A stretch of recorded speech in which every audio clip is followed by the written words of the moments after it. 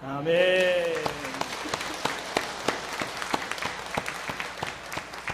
할렐루야. 우리 서로 인사 나눕시다. 주 안에서 사랑합니다. 반갑습니다. 한 주간 잘 지나셨죠?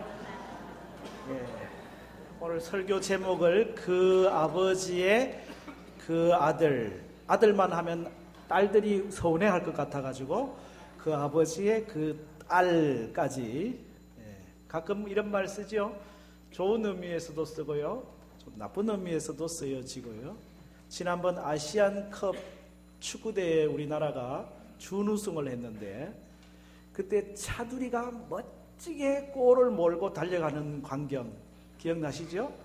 와, 막 속이 뻥 뚫어질 정도로 확 달려가가지고 패스를 탁 했는데 손흥민 선수가 또 골을 넣어가지고 동점을 만드는 그런 결승골을 넣는 그런 장면이 생각나는데, 그때 이구동성으로 차두리를 보면서 전부 다 누구를 생각했냐면은 그 아버지 차범근을 생각했어요. 야, 그 아버지 그 아들이다 이러면서 참 그 아버지의 그 돌파력, 뛰면은 11초 만에 공 차면서 앞으로 뛰어나가는 누가 뭐 따라가지를 못했잖아요. 그 아버지 그 아들 같은 참 좋은 의미가 있었는데, 여러분 우리가 이제 설날이 이번 주간입니다. 한 주간 우리가 그 어느 때보다도 가족 친지들 만나고 예수 안 믿는 사람들 많이 만나는데, 하나님 아버지 아들이다, 하나님 아버지 딸이다, 그 아버지 그 딸이다, 그 아버지 그 아들이다 라는 소식을 좀 함께 보여주시기를 부탁을 드립니다. 그게 오늘 말씀이에요. 우리가 설 명절 이번에 보니까 한 3천여 명이 또 이동을 한대요. 우리나라는 참 장관이에요, 그렇죠? 설 되면은 고속도로가 막히는지 뻔히 알지만은 가요. 3시간 걸릴 거 6시간 걸려서 가요. 5시간 걸릴 거 10시간 걸려서 가요. 참 대단한 민족이에요. 저는 그걸 시간 낭비라고 생각하지 않습니다. 참 따뜻한 우리 민족의 그런 하나의 풍습이라고 좋게 생각을 합니다. 그렇게 시간 들이고 그렇게 또 뭐 재정도 아마 또 투자해야 되고 여러 가지로 많은 것을 들여서 행복한 설이 돼야 되잖아요. 그런데 많은 경우에 불편하고 힘들고 짜증나고 그런 경우들이 많더라고요. 어떻게 우리 그리스도인들이 행복한 그런 설을 보낼 건가? 하이패밀리의 그 평생교육원 원장으로 있는 김향수 원장님이 기독교인의 설 명절 보내는 것에 대한 그런 내용이 있어서 제가 목회단상에 그대로 옮겨놨는데, 미치는 장사하지 말고 남는 장사하자. 그만큼 우리가 투자를 했으니까 훨씬 더 행복하고 즐기는 명절을 만들어 보자, 그런 취지예요. 그러려면은 말을 조심해야 되는데, 칭찬하는 말은 많이 하고 불편한 말은 최소한으로. 그래서 하여튼 여러분 입을 열면 무조건 칭찬하기를 바랍니다. 그러면 행복해해요, 다들. 그리고 불편한 주제는 좀 뒤로 하고 감사한 이야기, 유머스러운 이야기, 옛날 추억 이야기, 그렇게 해서 서로를 이렇게 포용해 줄 수 있는 그런 대화들을 많이 나누면 좋겠다. 그러면서 늘 예배가 있는 그런 명절, 그래서 예배로 시작할 수도 있고요, 예배로 마무리를 해도 좋고요, 항상 예배가 있는 그런 명절을 보내면 좋겠다, 그런 얘기를 했는데, 하여튼 원래 우리는 조금 더 용서하고 조금 더 사랑하고 조금 더 간용하고 조금 더 친절하고 조금 더 축복하고, 예수 믿는 사람이 뭐냐? 조금 더 하는 사람입니다. 그리스도인의 삶이란 뭐냐? 조금 더 나은 삶입니다. 왜 그렇습니까? 우리는 세상 사람들이 갖지 아니한 것을 하나 더 가지고 있거든요. 근데 그 하나가 그냥 하나가 아니에요. 얼마나 소중한 하나예요. 우리에게는 예수 그리스도의 복음이 있습니다. 우리에게는 예수 그리스도의 십자가 사랑이 있습니다. 지극한 하나님의 은혜가 우리 안에 있잖아요. 그 은혜를 받고 사랑을 받은 우리니까 조금 더 해야 그 아버지 그 딸이다, 그 아버지 그 아들이다, 사람들이 얘기하지 않겠어요? 마태복음 5장 20절 말씀에 보면은 내가 너희에게 이르노니 너희 의가 서기관과 바리새인보다 더 낫지 못하면 결코 천국에 들어가지 못하리라. 더 낫지 못하면 그리스도인의 삶이란 더 나은 삶이다. 이게 지금 산상보훈을 공부하고 있는 마태복음 5장의 주제예요. 그리스도인의 삶이란 더 나은 삶. 왜? 우리는 복음을 갖고 있으니까. 율법에서 한 걸음 더 나간 삶이 우리의 삶의 내용이 된다라고 하는 것이잖아요. 오늘 말씀에도 더하는 것이 무엇이냐 그렇게 돼 있죠. 또 너희 형제에게만 무난하면 남보다 더하는 것이 무엇이냐. 이방인들도 이같이 아니하느냐. 우리는 조금 더 해야 되는데 더하는 게 뭐냐. 예수님의 말씀이거든요. 예수님은 우리의 삶에서 조금 더 나은 삶으로 더 나은, 그래서 옛사람에게 이런 말씀이 있었는데 예수님은 그 말씀을 재해석하고 그 근본 뿌리를 캐내가지고 본질을 말씀해서 한 걸음 더 나가도록. 지난주 우리가 읽었던 공부했던 말씀이 왕심리 신앙 기억나시죠? 심리를 함께 가는 왕심리 신앙. 왕심리 잘 하셨어요? 주일 저녁 됐는데 저한테 전화가 따라라랑 왔어요. 그래서 전화가 온 내용이 뭐냐면은 내일 어디를 가야 되는데 같이 가자는 얘기예요. 근데 한 3시간 반 이상 가야 되는, 난 정말 피곤한데 월요일 아침에 좀 쉬어야 되는데 같이 가자니까 안 간다 그럴 수도 없고 간다 그럴 수도 없고, 그래가지고 좀 다시 또 내가 전화하겠다고, 그리고 전화를 끊었어요. 전화를 끊고 가만히 생각하니까 왕심리를 해야 되는데 오리를 가자면 심리를 동행해 주라고, 아이고 안 가자는 말을 못하고 가긴 가야 돼. 그래 다음날 새벽 기도 마치자마자 아침에 전화를 해가지고 내가 갈게 같이 갈게 전화를 드렸어요. 그랬더니 아유 고맙다고, 내가 다시 한번 확인하고 연락하겠다고. 전화가 한 10분 뒤에 다시 왔는데 가려고 하는 집에 가려고 계획을 다 했는데 오지 말아요 그쪽에서. 그래 가는 일이 취소됐다고, 안 가도 된다고. 할렐루야. 저는 왕심리는 했습니다 무조건. 아이고 그분은 뭐 안 가도 된다 그랬으니까 나는 또 쉬고. 여러분 우리가 속옷을 달라 하는 사람에게 겉옷을 주고 오리를 가고자 하는 사람에게 심리를 동행하는 것, 그것이 그리스도인의 삶이 아니냐. 살인하지 말라는 말씀을 너희가 들었느냐? 살인 안 하면 다 한 건 줄 아느냐? 아니다. 이웃에 대하여 노하지 아니하고 나가라 욕하지 아니하고 인격을 존중하고 생명을 존중하고 상대방을 나처럼 그렇게 소중히 여기는 마음이 그리스도인의 삶이라고 하는 거죠. 맹세를 하지 말고 맹세는 지키라고 하는 얘기를 들었지만 나는 너희에게 말한다. 아예 맹세 자체를 하지 말아라. 사람이 말을 하면 예, 아니요, 그거면 끝이지 뭘 맹세할 필요가 뭐 있냐. 우리의 언어는 정직해야 되고 진실해야 된다. 그것이 그리스도인의 삶이다. 간음과 이혼에 대한 말씀을 하면서도 성결과 거룩, 더 깊은 차원의 예수님 말씀을 우리에게 주셨잖아요. 오늘 말씀도 예수님께서 아주 중요한 핵심을 말씀하고 있는 겁니다. 아주 어쩌면 오늘 이 5장의 결론에 해당하는 말씀에 해당하는 말씀인데, 나는 너희에게 이르노니 너희 원수를 사랑하며 너희를 박해하는 자를 위하여 기도하라. 이게 오늘 주제 말씀이에요. 원수를 사랑하며 박해하는 자를 위하여 기도하라. 이 5장을 쭉 읽어가다 보면은 서기관과 당시 사람들이 오해하고 원래의 말씀을 잘못 해석하고 와전시킨 내용들. 그래서 옛사람에게 말한 바 이런 말씀이 있었지만은 나는 너희에게 말한다. 예수님이 다시 재해석해서 본질을 깨우쳐 주시잖아요. 오늘 말씀에서는 사람들이 그렇게 가르쳤어요. 이웃은 사랑해야 되는 건 맞지만은 원수는 미워해라. 그 당시 서기관과 바리새인들의 가르침이에요. 그게 오늘 43절이잖아요. 내 이웃을 사랑하고 내 원수를 미워하라 하였다는 것을 너희가 들었으나, 이런 말씀을 배웠다는 거예요. 그런데 여러분 가만히 구약 성경을 찾아봐도 어디를 봐도 원수를 미워하라고 하는 구절을 못 찾아요. 찾을 수가 없어요. 오히려 이 말씀은 잘못 해석된 말씀, 날조되고 왜곡된 말씀이라는 사실을 발견하게 돼요.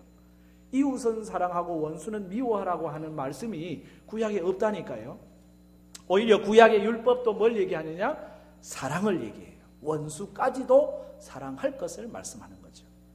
여러분, 예수님에게 한 서기관이 와서 묻잖아요. 예수님, 계명들 중에서 어떤 계명이 가장 큰 계명입니까? 예수님이 구약의 계명을 요약을 딱 하는데, 요약하는 게 이게 실력이에요. 사실은 막 장황하게 얘기하는 게 실력이 아니고 핵심을 딱 얘기하는 게 실력입니다. 예수님은 딱 핵심을 잡잖아요.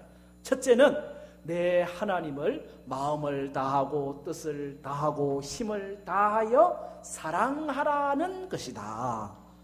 둘째는 그와 같으니 내 이웃을 내 몸과 같이 사랑하라.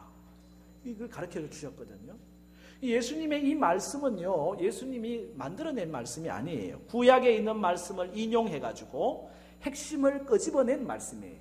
하나님 사랑하라는 말씀은 신명기 6장에 내 마음을 다하고 뜻을 다하고 힘을 다하여 하나님을 사랑하라고 돼 있고, 그 다음에 이웃을 내 자신과 같이 사랑하라는 말씀은 레위기 19장에 있는 말씀이에요. 그 말씀 가지고 와가지고 내 이웃을 내 자신과 같이 사랑하라, 그렇게 말씀했거든요. 그런데 여러분, 이 레위기 19장 18절의 이 말씀, 이 구절에 다른 내용이 함께 포함이 되어 있어요. 뭐라고 되어 있냐면은 원수를 갚지 말며 동포를 원망하지 말며 내 이웃 사랑하기를 내 자신과 같이 사랑하라. 나는 여호와이니라. 아멘.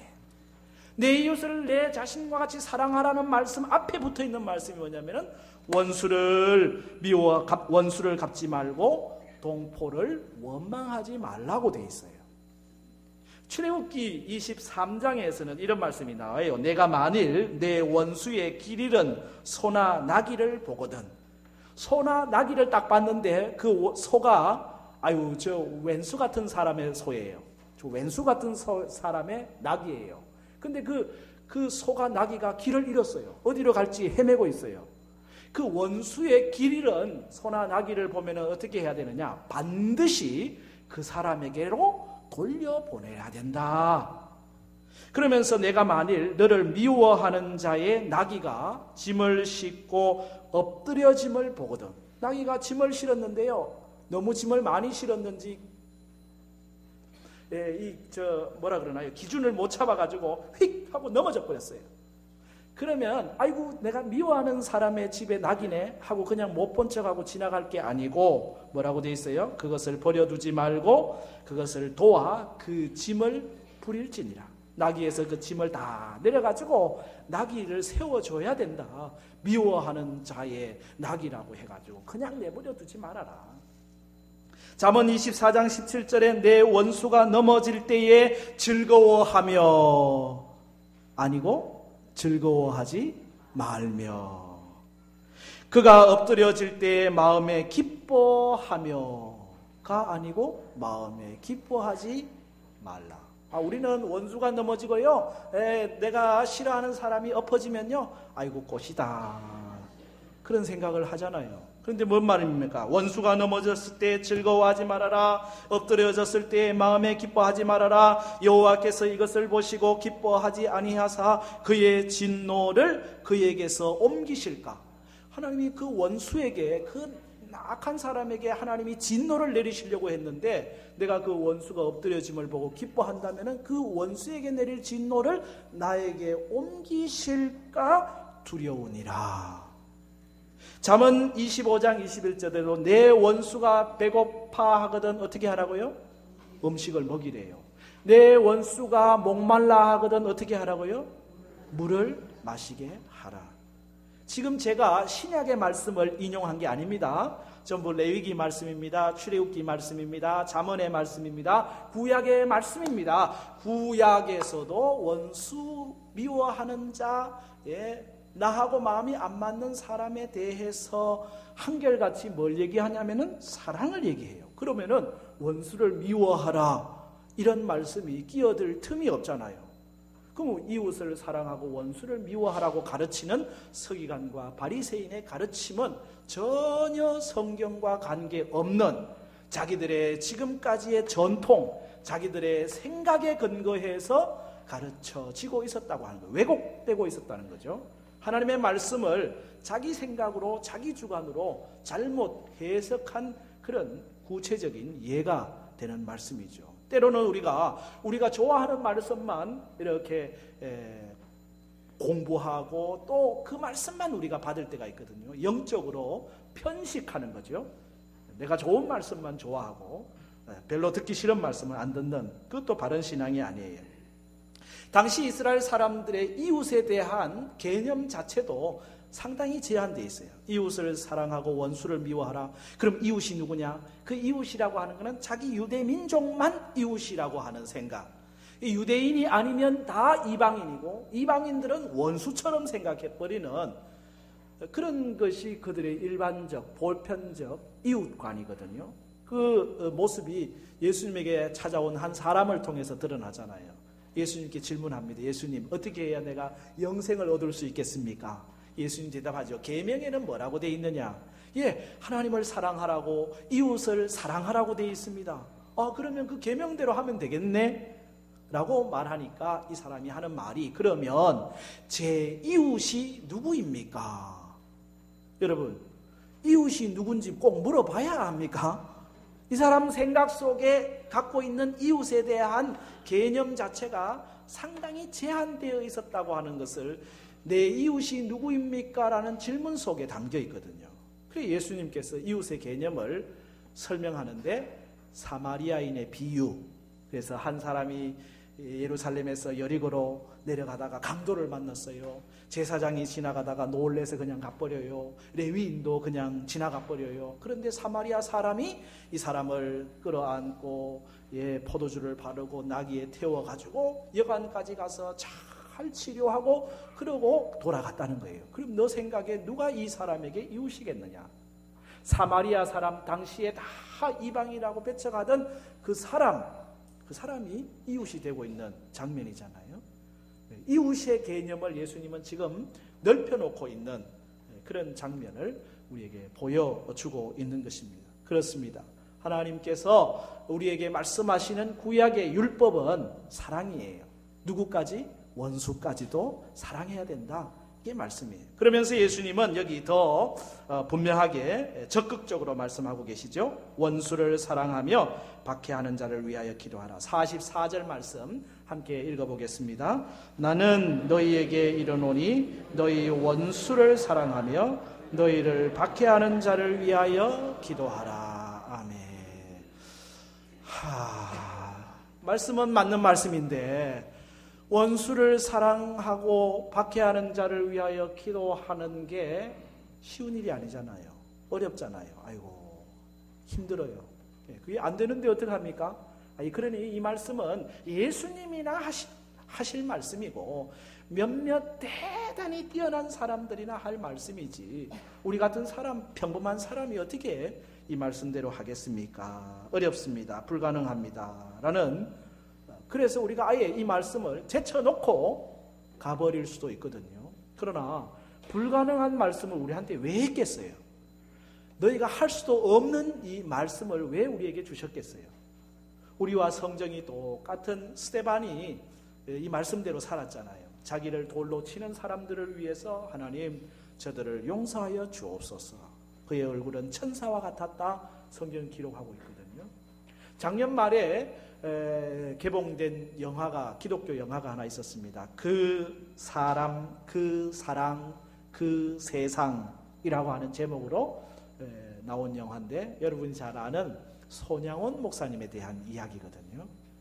여러분, 손양원 목사님이 1948년 10월 21일 여순 반란 사건 때 공산당에 동조하지 않는다는 이유로 자기 아들, 두 아들, 동인, 동신, 참 장성한 아들입니다. 멋있는 아들입니다.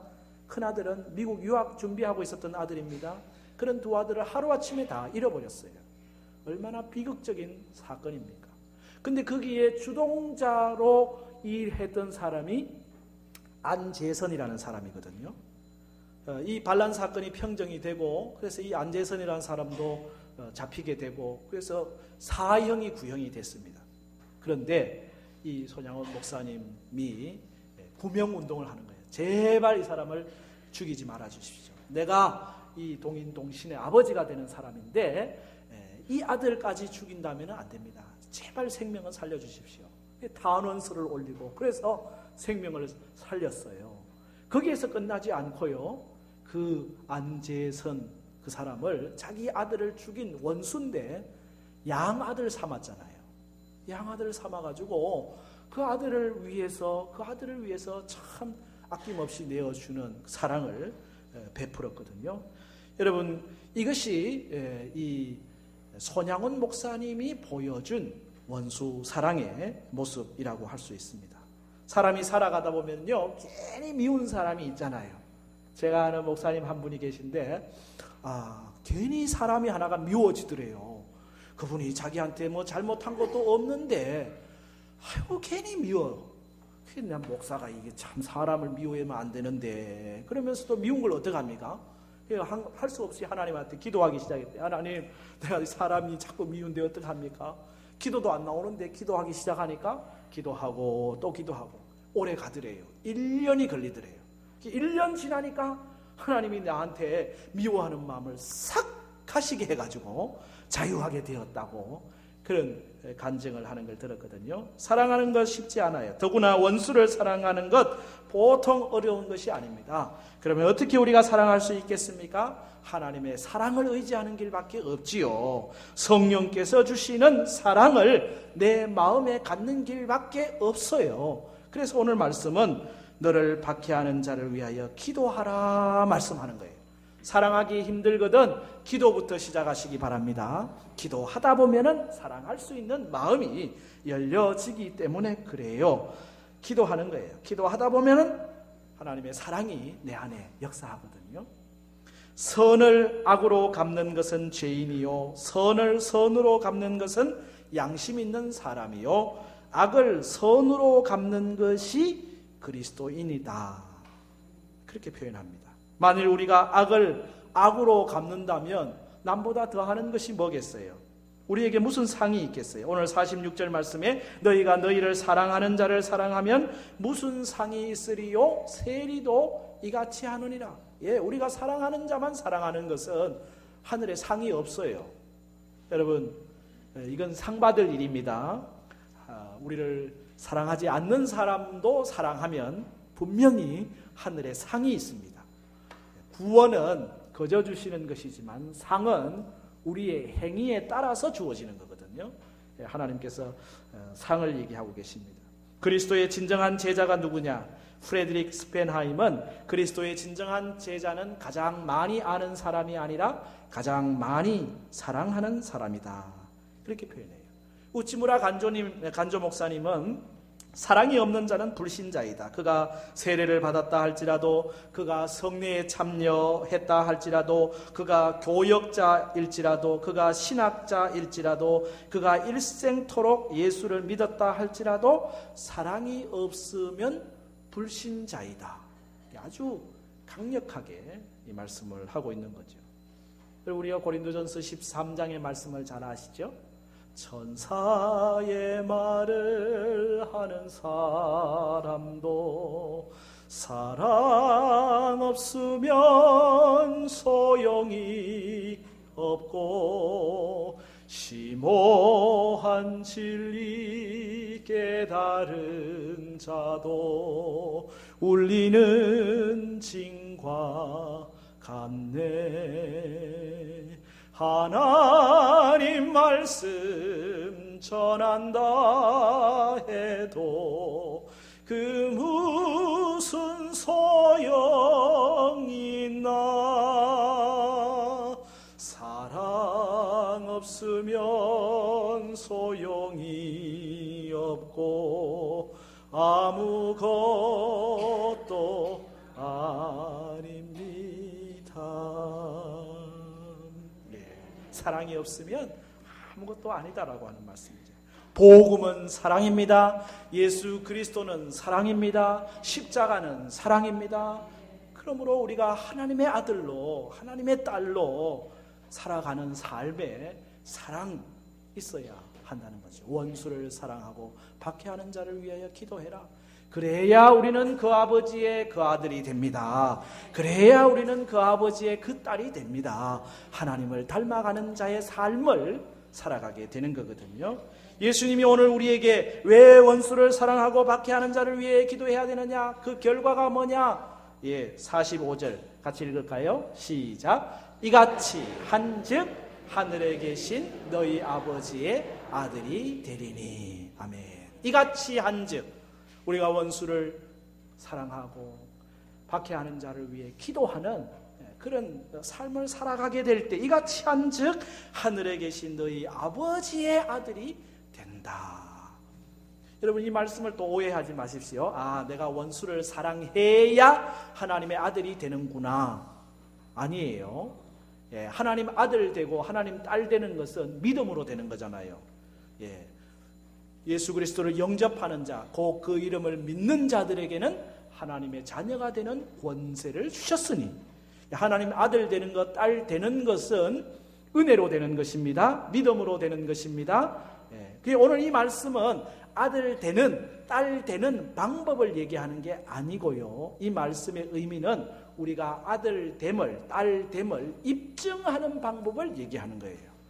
여러분이 하나님의 아들 되었다는 것을, 딸 되었다는 것을 뭐로 입증하실래요? 문서가 있나요? 하나님의 아들, 딸 되었음을 입증함. 동사무소에서, 우리 교회 사무실에서 그거 띄주나요? 교인 증명서는 띄주지만은 그거 가지고 세상 사람들에게 봐라, 나는 하나님의 아들이다, 딸이다 그러면 믿겠어요? 세례증 갖고 가서 보여주면 알겠어요? 말로 하면 알겠어요? 우리가 하나님의 아들처럼 딸처럼 행할 때 그것을 보고 그 사람들이 그 아버지 그 아들이네, 그 사람이 교회 다니는 사람이네, 그 사람이 예수 믿는 사람이네, 하나님이 그런 분이네, 우리를 통해서 하나님의 하나님됨을 입증하게 되는 겁니다. 오늘 이 말씀이 그 말씀이에요. 하늘에 계신 너희 아버지의 아들이 되는 것을 입증하게 된다라고 하는 것이거든요. 예수님께서도 요한복음 10장에 보면은 유대인들과 이 대화하시다가요, 예수님이 하나님의 아들이라고 하는 것을 말로 설명을 하는데 유대인들이 도무지 믿질 않아요. 오히려 예수님에 대하여 신성모독이다 하면서 고발해요. 그때 예수님이 오죽 답답하면은, 그러면은 내 말하는 것은 믿지 못하겠거든, 내가 하는 행위를 갖고라도 좀 믿어야 될 거 아니냐, 그렇게 말씀하시거든요. 이 요한복음 10장 37절 이하의 말씀이에요. 만일 내가 내 아버지의 일을 행하지 아니하거든 나를 믿지 말려니와. 내가 아버지 일 안 하거든 나를 믿지 말아라. 그건 내가 뭘 말 안 하겠다는 거예요. 내가 행하거든 나를 믿지 아니할지라도 그 일은 믿어야 될 거 아니냐. 그러면 너희가 아버지께서 내 안에 계시고 내가 아버지 안에 있음을 깨달아 알리라. 예수님은 예수님의 하나님 아들 되심을 뭐로 입증했느냐? 말로요? 아니요. 삶으로. 예수님이 행하시는 일들을 통해서 예수님이 하나님의 아들이라고 하는 사실을 입증하셨다고 하는 사실이거든요. 오늘 우리가 하나님의 아들, 딸임을 어떻게 입증하느냐? 사랑을 통해서. 왜? 하나님은 사랑이시니까. 하나님은 긍휼이 넓으시니까. 하나님은 크신 하나님이시니까 우리도 커야 하나님의 아들이구나, 딸이구나 하지 않겠어요? 오늘 말씀에 하나님을 어떻게 표현하고 있습니까? 45절에 이는 하나님이 그 해를 악인과 선인에게 비추시며 비를 의로운 자와 불의한 자에게 내려주심이라.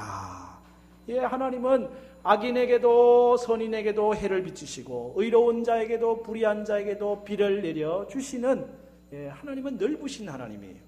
하나님은 길이 참으시는 하나님이에요.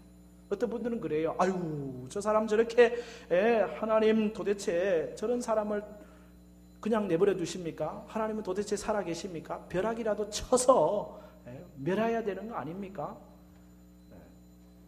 여러분, 만일 하나님께서 잘못하는 즉시로 해도 안 비춰주시고 비도 안 내려주시고 바로 멸망을 받게 하신다면 잘못한 사람이 돌이킬 수 있는 시간이 없잖아요. 회개할 수 있는 시간이 없잖아요. 하나님이 죄를 간과하시는 게 아닙니다. 불의한 사람을 그냥 다 내버려 두시는 이유는 불의 자체를 하나님이 미워하시지 않기 때문이 아닙니다. 악한 일, 악한 자에 대해서 하나님은 철저하게 심판하시는 하나님이에요. 그러나 시간을 주시는 거죠. 회개할 수 있는 시간, 돌이킬 수 있는 시간, 그걸 하나님께서는 주시는 거거든요. 그러기에 오늘 우리도 조금 더 기다려줘야 돼요. 조금 더 용서하고 조금 더 이해하고.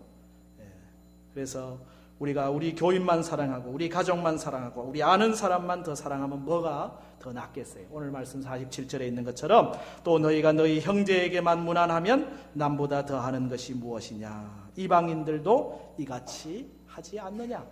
그러므로 좀 더 폭을 넓히시기를 바랍니다. 생각의 폭을 넓히고 마음의 폭을 넓히고 나와 생각이 다른 사람들도 만나고 나를 힘들게 하는 사람의 손도 잡아주고 하나님의 마음처럼 그렇게 하는 거예요. 그러면 그 아버지의 그 아들이다라는 그런 말을 듣지 않겠어요? 그 아버지의 그 딸이다. 아, 예수 믿는 사람이 저런 거구나 라고 말하지 않겠어요? 예수님께서 오늘 말씀의 결론으로 우리 그리스도인들의 삶의 표준, 목표가 뭔지를 말씀하고 계시는데 48절 말씀 마지막 절 함께 읽습니다. 그러므로 하늘에 계신 너희 아버지의 온전하심과 같이 너희도 온전하라. 아멘.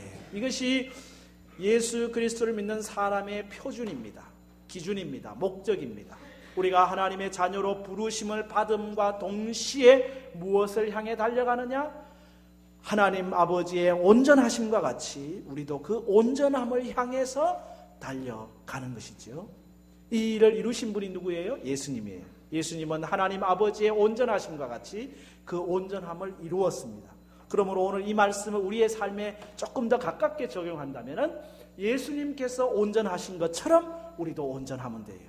예수님이 생각하시는 대로 생각하고 예수님이 말하시는 대로 말하고 예수님이 행하시는 대로 행하고, 그래서 우리의 삶이 그 아버지의 그 아들이라고 하는 그런 말을 들을 수 있을 때 우리를 통해서 하나님의 사랑이 전해지는 것 아니겠습니까? 이번 설날은 참 좋은 기회입니다. 아이고, 하나님 아버지, 그 아버지의 아버지됨을 보여줄 수 있는, 조금 더 사랑하고 조금 더 이해하고 조금 더 간영하고 조금 더 용서하고 조금 더 나은, 그래서 예수 그리스도의 십자가 사랑을 가진 복음의 삶을 또 한 주간 살아가는, 그래서 그 아버지의 아들이라고 하는 이름을 입증하는 그런 성도의 삶이 되기를 축복합니다.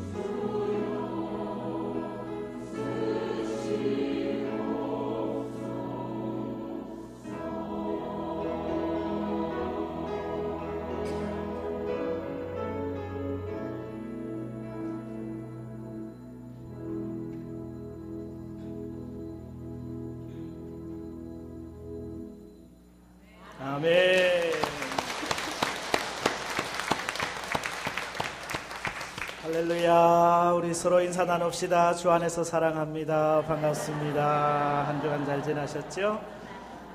예. 오늘 설교 제목을 그 아버지의 그 아들만 하면 딸들이 서운해할 것 같아가지고 그 아버지의 그 딸까지, 가끔 이런 말 쓰죠. 좋은 의미에서도 쓰고요, 좀 나쁜 의미에서도 쓰여지고요. 지난번 아시안컵 축구대회 우리나라가 준우승을 했는데 그때 차두리가 멋지게 골을 몰고 달려가는 광경 기억나시죠? 와, 막 속이 뻥 뚫어질 정도로 확 달려가가지고 패스를 탁 했는데 손흥민 선수가 또 골을 넣어가지고 동점을 만드는 그런 결승골을 넣는 그런 장면이 생각나는데, 그때 이구동성으로 차두리를 보면서 전부 다 누구를 생각했냐면은 그 아버지 차범근을 생각했어요. 야, 그 아버지 그 아들이다 이러면서 참 그 아버지의 그 돌파력, 뛰면은 11초 만에 공 차면서 앞으로 뛰어나가는 누가 뭐 따라가지를 못했잖아요. 그 아버지 그 아들 같은 참 좋은 의미가 있었는데, 여러분 우리가 이제 설날이 이번 주간입니다. 한 주간 우리가 그 어느 때보다도 가족 친지들 만나고 예수 안 믿는 사람들 많이 만나는데, 하나님 아버지 아들이다, 하나님 아버지 딸이다, 그 아버지 그 딸이다, 그 아버지 그 아들이다 라는 소식을 좀 함께 보여주시기를 부탁을 드립니다. 그게 오늘 말씀이에요. 우리가 설 명절 이번에 보니까 한 3천여 명이 또 이동을 한대요. 우리나라는 참 장관이에요, 그렇죠? 설 되면은 고속도로가 막히는지 뻔히 알지만은 가요. 3시간 걸릴 거 6시간 걸려서 가요. 5시간 걸릴 거 10시간 걸려서 가요. 참 대단한 민족이에요. 저는 그걸 시간 낭비라고 생각하지 않습니다. 참 따뜻한 우리 민족의 그런 하나의 풍습이라고 좋게 생각을 합니다. 그렇게 시간 들이고 그렇게 또 뭐 재정도 아마 또 투자해야 되고 여러 가지로 많은 것을 들여서 행복한 설이 돼야 되잖아요. 그런데 많은 경우에 불편하고 힘들고 짜증나고 그런 경우들이 많더라고요. 어떻게 우리 그리스도인들이 행복한 그런 설을 보낼 건가? 하이 패밀리의 그 평생교육원 원장으로 있는 김향수 원장님이 기독교인의 설 명절 보내는 것에 대한 그런 내용이 있어서 제가 목회단상에 그대로 옮겨놨는데, 미치는 장사하지 말고 남는 장사하자. 그만큼 우리가 투자를 했으니까 훨씬 더 행복하고 즐기는 명절을 만들어 보자, 그런 취지예요. 그러려면은 말을 조심해야 되는데, 칭찬하는 말은 많이 하고 불편한 말은 최소한으로. 그래서 하여튼 여러분이 입을 열면 무조건 칭찬하기를 바랍니다. 그러면 행복해해요, 다들. 그리고 불편한 주제는 좀 뒤로 하고 감사한 이야기, 유머스러운 이야기, 옛날 추억 이야기, 그렇게 해서 서로를 이렇게 포용해 줄 수 있는 그런 대화들을 많이 나누면 좋겠다. 그러면서 늘 예배가 있는 그런 명절, 그래서 예배로 시작할 수도 있고요, 예배로 마무리를 해도 좋고요, 항상 예배가 있는 그런 명절을 보내면 좋겠다, 그런 얘기를 했는데, 하여튼 올해 우리는 조금 더 용서하고 조금 더 사랑하고 조금 더 간용하고 조금 더 친절하고 조금 더 축복하고, 예수 믿는 사람이 뭐냐? 조금 더 하는 사람입니다. 그리스도인의 삶이란 뭐냐? 조금 더 나은 삶입니다. 왜 그렇습니까? 우리는 세상 사람들이 갖지 아니한 것을 하나 더 가지고 있거든요. 근데 그 하나가 그냥 하나가 아니에요. 얼마나 소중한 하나예요. 우리에게는 예수 그리스도의 복음이 있습니다. 우리에게는 예수 그리스도의 십자가 사랑이 있습니다. 지극한 하나님의 은혜가 우리 안에 있잖아요. 그 은혜를 받고 사랑을 받은 우리니까 조금 더 해야 그 아버지 그 딸이다, 그 아버지 그 아들이다, 사람들이 얘기하지 않겠어요? 마태복음 5장 20절 말씀에 보면은 내가 너희에게 이르노니 너희 의가 서기관과 바리새인보다 더 낫지 못하면, 결코 천국에 들어가지 못하리라. 더 나지 못하면. 그리스도인의 삶이란 더 나은 삶이다. 이게 지금 산상보훈을 공부하고 있는 마태복음 5장의 주제예요. 그리스도인의 삶이란 더 나은 삶. 왜? 우리는 복음을 갖고 있으니까. 율법에서 한 걸음 더 나간 삶이 우리의 삶의 내용이 된다라고 하는 것이잖아요. 오늘 말씀에도 더하는 것이 무엇이냐 그렇게 돼 있죠. 또 너희 형제에게만 무난하면 남보다 더하는 것이 무엇이냐. 이방인들도 이같이 아니하느냐. 우리는 조금 더 해야 되는데 더하는 게 뭐냐. 예수님의 말씀이거든요. 예수님은 우리의 삶에서 조금 더 나은 삶으로 더 나은, 그래서 옛사람에게 이런 말씀이 있었는데 예수님은 그 말씀을 재해석하고 그 근본 뿌리를 캐내가지고 본질을 말씀해서 한 걸음 더 나가도록. 지난주 우리가 읽었던 공부했던 말씀이 왕심리 신앙 기억나시죠? 심리를 함께 가는 왕심리 신앙. 왕심리 잘 하셨어요? 주일 저녁 됐는데 저한테 전화가 따라라랑 왔어요. 전화가 온 내용이 뭐냐면은 내일 어디를 가야 되는데 같이 가자는 얘기예요. 근데 한 3시간 반 이상 가야 되는, 나는 정말 피곤한데 월요일 아침에 좀 쉬어야 되는데 같이 가자니까 안 간다 그럴 수도 없고 간다 그럴 수도 없고, 그래가지고 좀 다시 또 내가 전화하겠다고. 그리고 전화를 끊었어요. 전화를 끊고 가만히 생각하니까 왕심리를 해야 되는데 오리를 가자면 심리를 동행해 주라고. 아이고, 안 가자는 말을 못하고 가긴 가야 돼. 그래 다음날 새벽 기도 마치자마자 아침에 전화를 해가지고 내가 갈게, 같이 갈게 전화를 드렸어요. 그랬더니 아유 고맙다고, 내가 다시 한번 확인하고 연락하겠다고. 그래서 전화가 한 10분 뒤에 다시 왔는데 가려고 하는 집에 가려고 계획을 다 했는데 오지 말아요, 그쪽에서. 그래 가는 일이 취소됐다고, 안 가도 된다고. 할렐루야. 저는 왕심리는 했습니다, 무조건. 아이고, 그분은 뭐 안 가도 된다 그랬으니까 나는 또 쉬고. 여러분, 우리가 속옷을 달라 하는 사람에게 겉옷을 주고 오리를 가고자 하는 사람에게 심리를 동행하는 것, 그것이 그리스도인의 삶이 아니냐. 살인하지 말라는 말씀을 너희가 들었느냐? 살인 안 하면 다 한 건 줄 아느냐? 아니다. 이웃에 대하여 노하지 아니하고 나가라 욕하지 아니하고 인격을 존중하고 생명을 존중하고 상대방을 나처럼 그렇게 소중히 여기는 마음이 그리스도인의 삶이라고 하는 거죠. 맹세를 하지 말고 맹세는 지키라고 하는 얘기를 들었지만 나는 너희에게 말한다. 아예 맹세 자체를 하지 말아라. 사람이 말을 하면 예, 아니요, 그거면 끝이지 뭘 맹세할 필요가 뭐 있냐. 우리의 언어는 정직해야 되고 진실해야 된다. 그것이 그리스도인의 삶이다. 간음과 이혼에 대한 말씀을 하면서도 성결과 거룩, 더 깊은 차원의 예수님 말씀을 우리에게 주셨잖아요. 오늘 말씀도 예수님께서 아주 중요한 핵심을 말씀하고 있는 겁니다. 아주 어쩌면 오늘 이 5장의 결론에 해당하는 말씀에 해당하는 말씀인데, 나는 너희에게 이르노니 너희 원수를 사랑하며 너희를 박해하는 자를 위하여 기도하라. 이게 오늘 주제 말씀이에요. 원수를 사랑하며 박해하는 자를 위하여 기도하라. 이 5장을 쭉 읽어가다 보면은 서기관과 당시 사람들이 오해하고 원래의 말씀을 잘못 해석하고 와전시킨 내용들. 그래서 옛사람에게 말한 바 이런 말씀이 있었지만은 나는 너희에게 말한다. 예수님이 다시 재해석해서 본질을 깨우쳐 주시잖아요. 오늘 말씀에서는 사람들이 그렇게 가르쳤어요. 이웃은 사랑해야 되는 건 맞지만은 원수는 미워해라.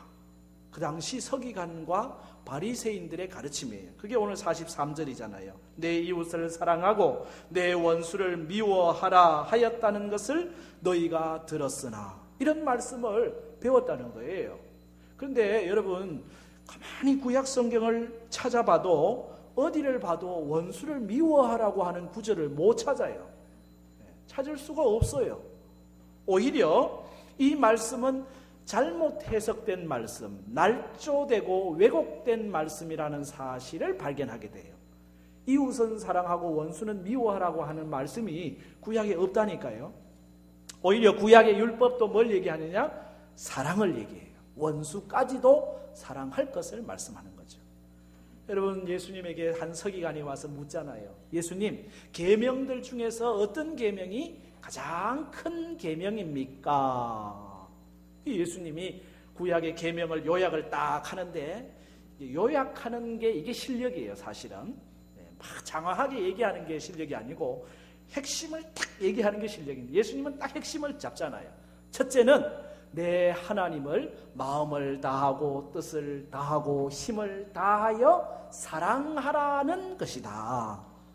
둘째는 그와 같으니 내 이웃을 내 몸과 같이 사랑하라. 이걸 가르쳐 주셨거든요. 예수님의 이 말씀은요, 예수님이 만들어낸 말씀이 아니에요. 구약에 있는 말씀을 인용해가지고 핵심을 끄집어낸 말씀이에요. 하나님 사랑하라는 말씀은 신명기 6장에 내 마음을 다하고 뜻을 다하고 힘을 다하여 하나님을 사랑하라고 돼 있고, 그 다음에 이웃을 내 자신과 같이 사랑하라는 말씀은 레위기 19장에 있는 말씀이에요. 그 말씀 가지고 와가지고 내 이웃을 내 자신과 같이 사랑하라, 그렇게 말씀했거든요. 그런데 여러분, 이 레위기 19장 18절의 이 말씀, 이 구절에 다른 내용이 함께 포함이 되어 있어요. 뭐라고 되어 있냐면은 원수를 갚지 말며 동포를 원망하지 말며 내 이웃 사랑하기를 내 자신과 같이 사랑하라. 나는 여호와이니라. 아멘. 내 이웃을 내 자신과 같이 사랑하라는 말씀 앞에 붙어 있는 말씀이 뭐냐면은 원수를 원수를 갚지 말고 동포를 원망하지 말라고 되어 있어요. 출애굽기 23장에서는 이런 말씀이 나와요. 내가 만일 내 원수의 길 잃은 소나 나귀를 보거든. 소나 나귀를 딱 봤는데 그 소가 저 왼수 같은 사람의 소예요. 저 왼수 같은 사람의 나귀예요. 근데 그 소가 나귀가 길을 잃었어요. 어디로 갈지 헤매고 있어요.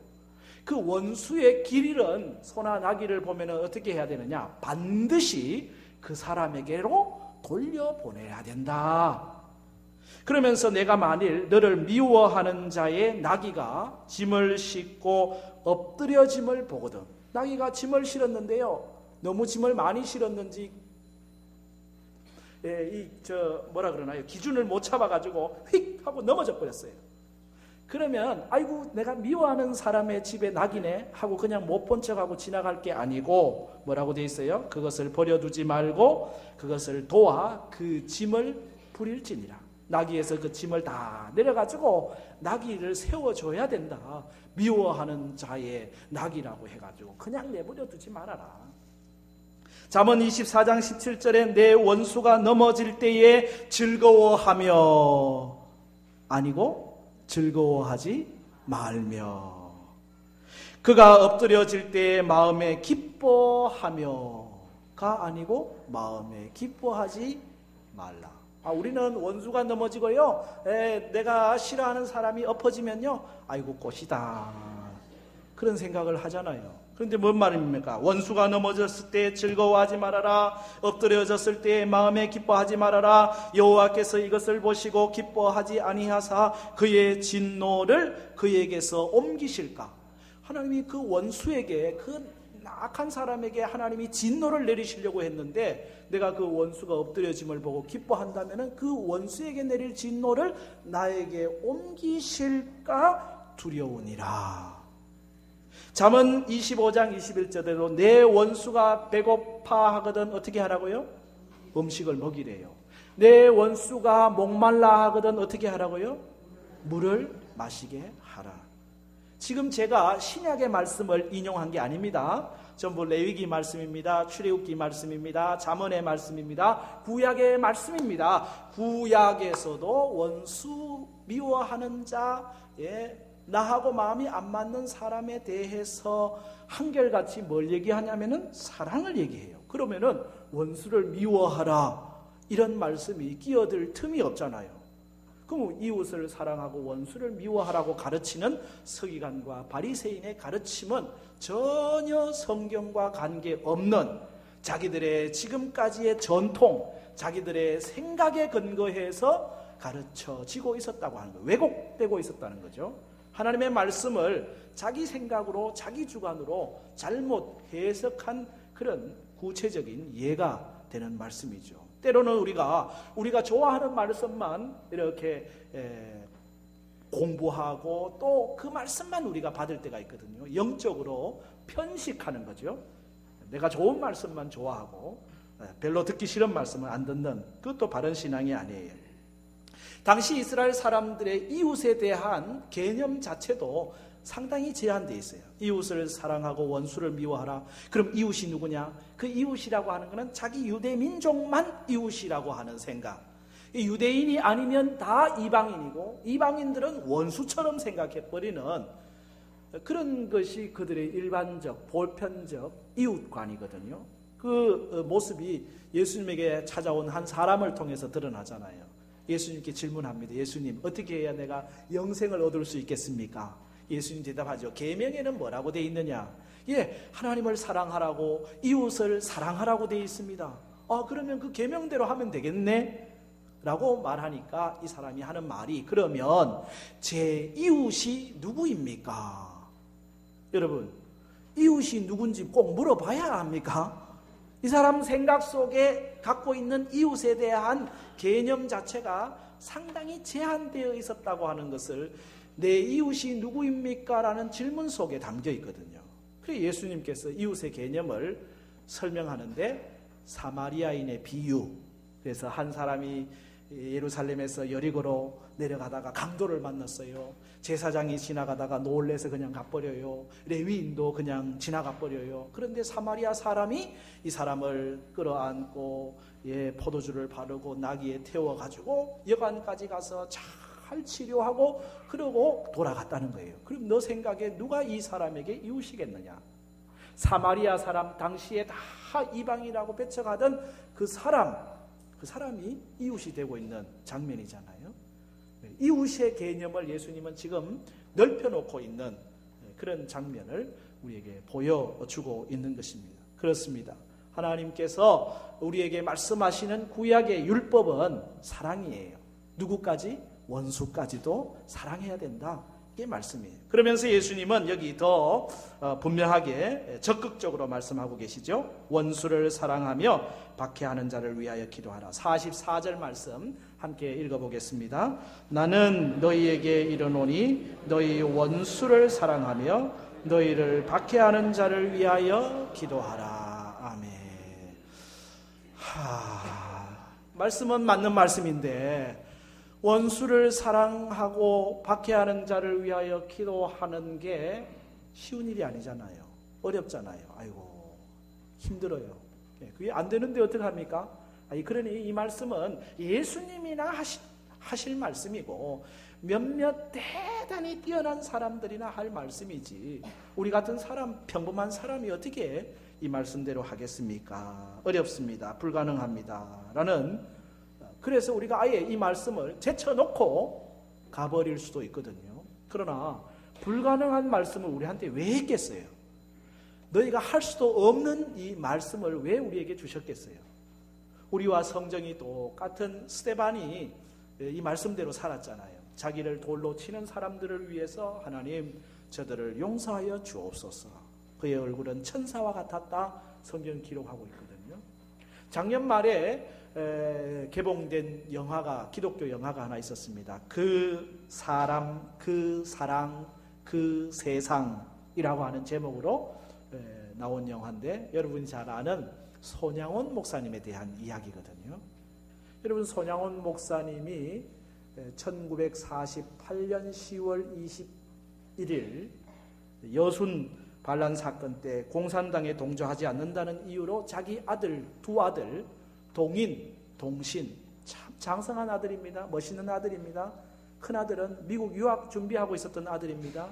그런 두 아들을 하루아침에 다 잃어버렸어요. 얼마나 비극적인 사건입니까? 근데 거기에 주동자로 일했던 사람이 안재선이라는 사람이거든요. 이 반란 사건이 평정이 되고 그래서 이 안재선이라는 사람도 잡히게 되고 그래서 사형이 구형이 됐습니다. 그런데 이 손양원 목사님이 구명운동을 하는 거예요. 제발 이 사람을 죽이지 말아 주십시오. 내가 이 동인동신의 아버지가 되는 사람인데 이 아들까지 죽인다면 안 됩니다. 제발 생명은 살려주십시오. 단원서를 올리고 그래서 생명을 살렸어요. 거기에서 끝나지 않고요, 그 안재선 그 사람을 자기 아들을 죽인 원수인데 양아들 삼았잖아요. 양아들 삼아가지고 그 아들을 위해서 참 아낌없이 내어주는 사랑을 베풀었거든요. 여러분, 이것이 이 손양원 목사님이 보여준 원수 사랑의 모습이라고 할 수 있습니다. 사람이 살아가다 보면요, 괜히 미운 사람이 있잖아요. 제가 아는 목사님 한 분이 계신데 괜히 사람이 하나가 미워지더래요.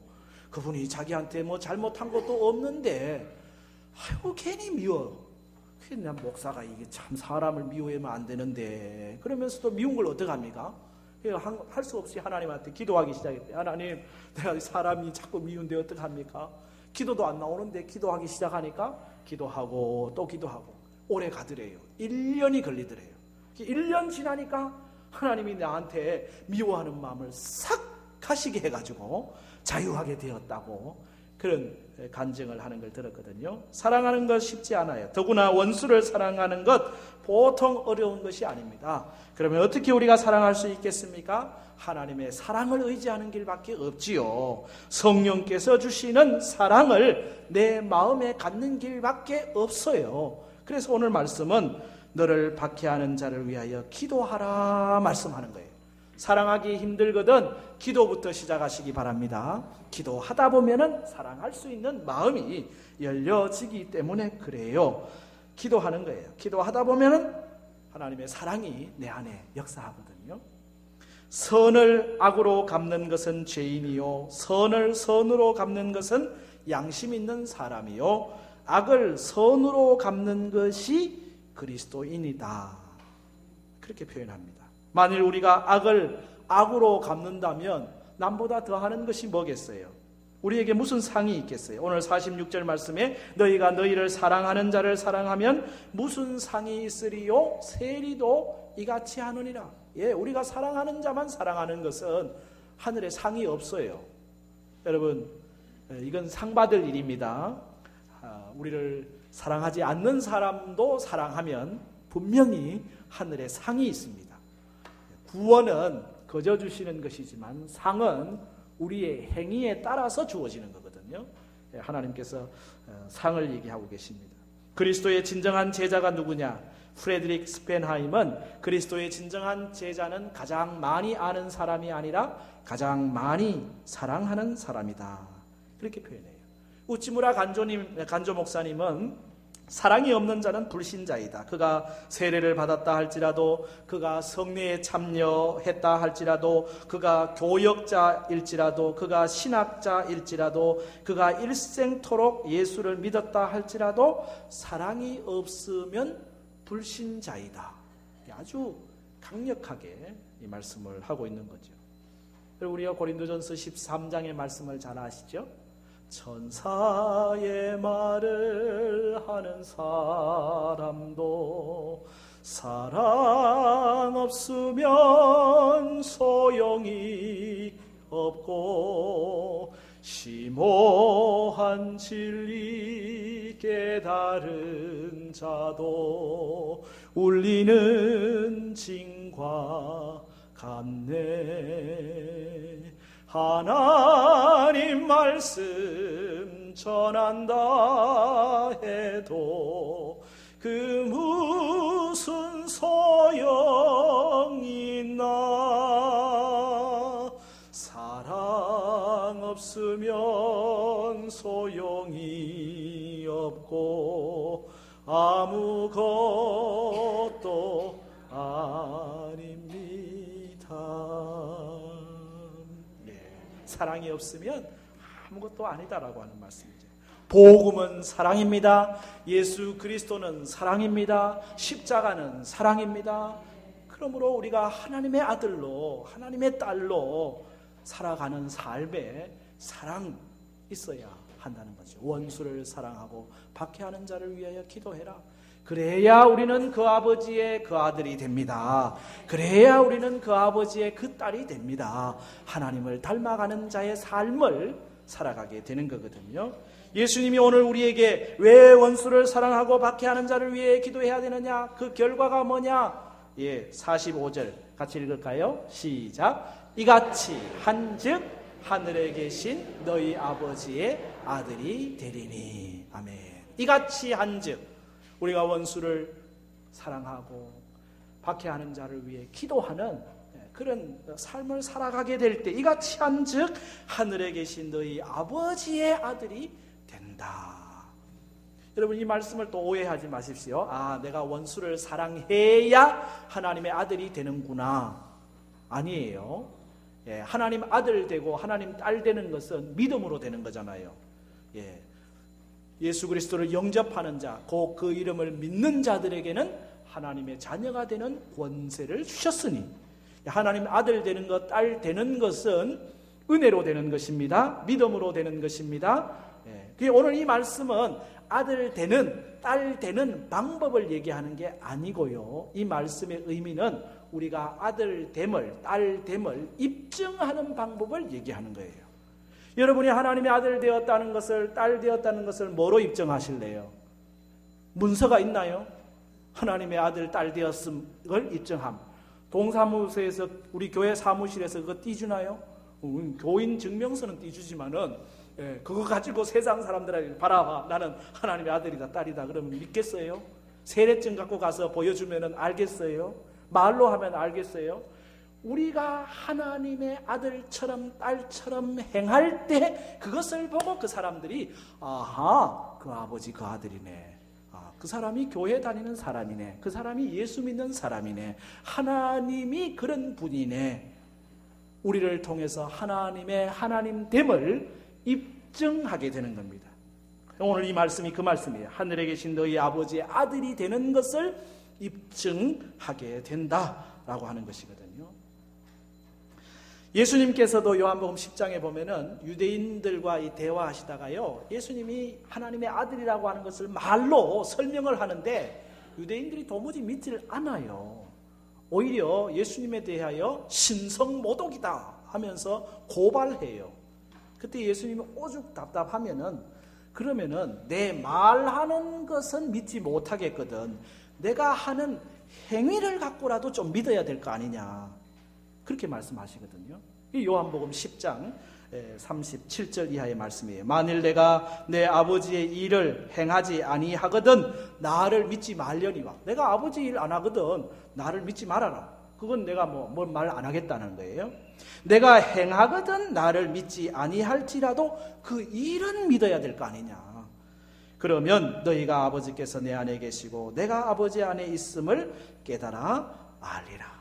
예수님은 예수님의 하나님 아들 되심을 뭐로 입증했느냐? 말로요? 아니요.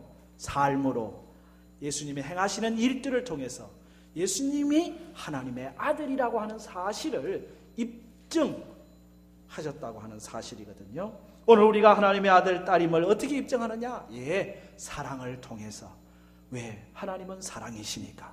하나님은 긍휼이 넓으시니까. 하나님은 크신 하나님이시니까. 우리도 커야 하나님의 아들이구나, 딸이구나 하지 않겠어요? 오늘 말씀에 하나님을 어떻게 표현하고 있습니까? 45절에 이는 하나님이 그 해를 악인과 선인에게 비추시며 비를 의로운 자와 불의한 자에게 내려 주심이라. 하나님은 악인에게도 선인에게도 해를 비추시고 의로운 자에게도 불의한 자에게도 비를 내려 주시는, 하나님은 넓으신 하나님이에요. 하나님은 길이 참으시는 하나님이에요. 어떤 분들은 그래요. 아유, 저 사람 저렇게, 하나님 도대체 저런 사람을 그냥 내버려 두십니까? 하나님은 도대체 살아 계십니까? 벼락이라도 쳐서 멸해야 되는 거 아닙니까? 여러분, 만일 하나님께서 잘못하는 즉시로 해도 안 비춰주시고 비도 안 내려주시고 바로 멸망을 받게 하신다면은 잘못한 사람이 돌이킬 수 있는 시간이 없잖아요. 회개할 수 있는 시간이 없잖아요. 하나님이 죄를 간과하시는 게 아닙니다.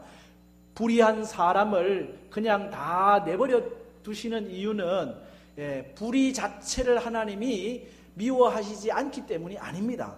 악한 일, 악한 자에 대해서 하나님은 철저하게 심판하시는 하나님이에요. 그러나 시간을 주시는 거죠.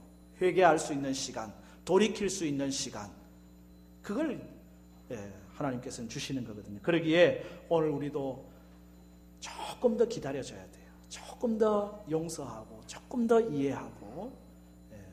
그래서 우리가 우리 교인만 사랑하고 우리 가족만 사랑하고 우리 아는 사람만 더 사랑하면 뭐가 더 낫겠어요? 오늘 말씀 47절에 있는 것처럼 또 너희가 너희 형제에게만 무난하면 남보다 더하는 것이 무엇이냐? 이방인들도 이같이 하지 않느냐? 그러므로 좀 더 폭을 넓히시기를 바랍니다. 생각의 폭을 넓히고 마음의 폭을 넓히고 나와 생각이 다른 사람들도 만나고 나를 힘들게 하는 사람의 손도 잡아주고 하나님의 마음처럼 그렇게 하는 거예요. 그러면 그 아버지의 그 아들이다라는 그런 말을 듣지 않겠어요? 그 아버지의 그 딸이다. 아, 예수 믿는 사람이 저런 거구나 라고 말하지 않겠어요? 예수님께서 오늘 말씀의 결론으로 우리 그리스도인들의 삶의 표준, 목표가 뭔지를 말씀하고 계시는데 48절 말씀 마지막 절 함께 읽습니다. 그러므로 하늘에 계신 너희 아버지의 온전하심과 같이 너희도 온전하라. 아멘. 이것이 예수 그리스도를 믿는 사람의 표준입니다. 기준입니다. 목적입니다. 우리가 하나님의 자녀로 부르심을 받음과 동시에 무엇을 향해 달려가느냐? 하나님 아버지의 온전하심과 같이 우리도 그 온전함을 향해서 달려가는 것이죠. 이 일을 이루신 분이 누구예요? 예수님이에요. 예수님은 하나님 아버지의 온전하심과 같이 그 온전함을 이루었습니다. 그러므로 오늘 이 말씀을 우리의 삶에 조금 더 가깝게 적용한다면 예수님께서 온전하신 것처럼 우리도 온전하면 돼요. 예수님이 생각하시는 대로 생각하고 예수님이 말하시는 대로 말하고 예수님이 행하시는 대로 행하고, 그래서 우리의 삶이 그 아버지의 그 아들이라고 하는 그런 말을 들을 수 있을 때 우리를 통해서 하나님의 사랑이 전해지는 거 아니겠습니까? 이번 설날은 참 좋은 기회입니다. 아이고, 하나님 아버지, 그 아버지의 아버지됨을 보여줄 수 있는, 조금 더 사랑하고 조금 더 이해하고 조금 더 간영하고 조금 더 용서하고 조금 더 나은, 그래서 예수 그리스도의 십자가 사랑을 가진 복음의 삶을 또 한 주간 살아가는, 그래서 그 아버지의 아들이라고 하는 이름을 입증하는 그런 성도의 삶이 되기를 축복합니다.